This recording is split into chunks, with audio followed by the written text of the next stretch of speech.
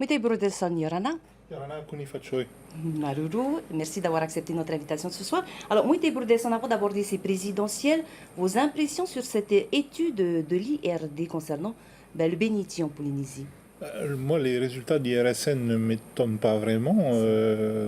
Qui nous explique aujourd'hui que la surconsommation de Pahua peut être dangereuse, ok, pourquoi pas, dont acte, mais maintenant, autant que je sache, le polonium n'existe pas à l'état naturel chez nous. Selon cette étude, il s'agit d'une production naturelle. Alors, mais justement, le polonium, il faut que quelqu'un vienne me contredire, mais n'existe pas, ou alors en quantité infinitésimale dans la nature chez nous. Et par contre, il résulte de la dégradation de l'uranium, qui n'existe pas non plus à l'état naturel chez nous.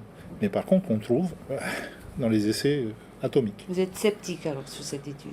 Je ne suis pas sceptique, je pense que cette étude ne vise pas à dédouaner les essais nucléaires, je pense qu'elle vise simplement à alerter peut-être d'un nouveau danger, et qui, à mon avis, résulte des essais nucléaires.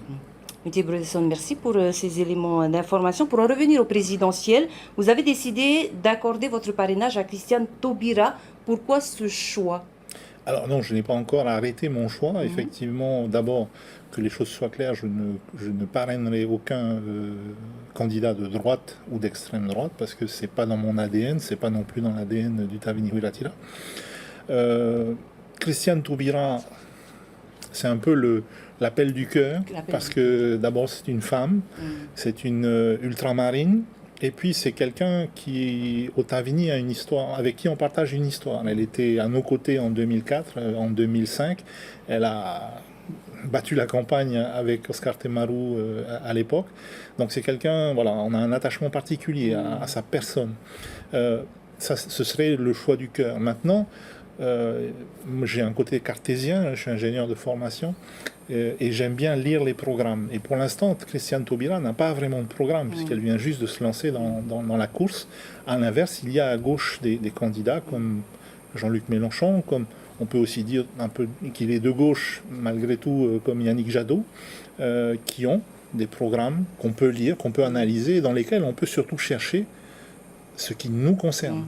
Parce que la plupart des programmes, il ne faut pas s'y tromper, en gros, ils cherchent à faire des choses bien pour la France, pas pour la Polynésie. Vous parlez surtout aussi de soutenir un petit candidat. Vous connaissez la complexité pour ces petits candidats à recueillir des parrainages? Ah oui, moi j'ai fait le tour de France en Fiat 500 pour aller essayer d'obtenir les 500 C'est parrainages. C'est quoi les difficultés?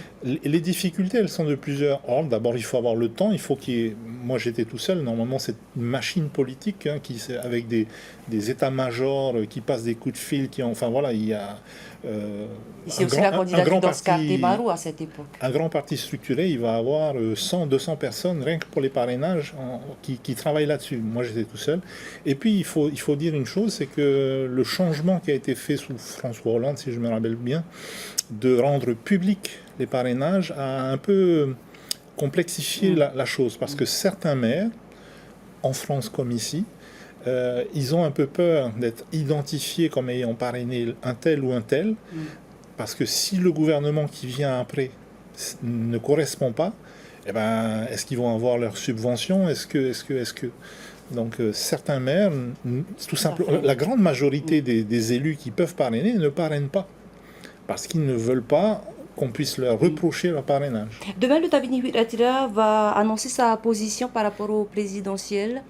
Alors, il y a abstention. Demain, je pense que c'est une conférence de presse pour annoncer le Conseil fédéral qui va se tenir samedi, pour vous expliquer un peu ce qui va s'y passer. Je pense qu'il y a des éléments qui sont déjà plus ou moins établis. Vous savez, le Tavini Huilatira, c'est un parti très démocratique. Chez nous, on peut discuter sans se faire exclure, même si on n'est pas d'accord avec notre président. Donc chacun défend son point de vue. Et puis après, une fois que le parti a pris position, ben, voilà, on fait groupe. Dernière question. Jeudi, la commission pour l'ouverture des archives du nucléaire va se tenir. Comment est-ce que vous analysez cette situation? Est-ce qu'il y a une avancée notable dans la recherche de la vérité concernant le nucléaire? Tant qu'il y aura toujours cette réserve sur ce qu'ils ont appelé les archives proliférantes, je pense qu'on saura certainement quelques petits trucs en plus, mais rien de déterminant, à mon avis. Merci beaucoup, Moïté Broederson, d'avoir répondu à nos questions ce soir, Maruru.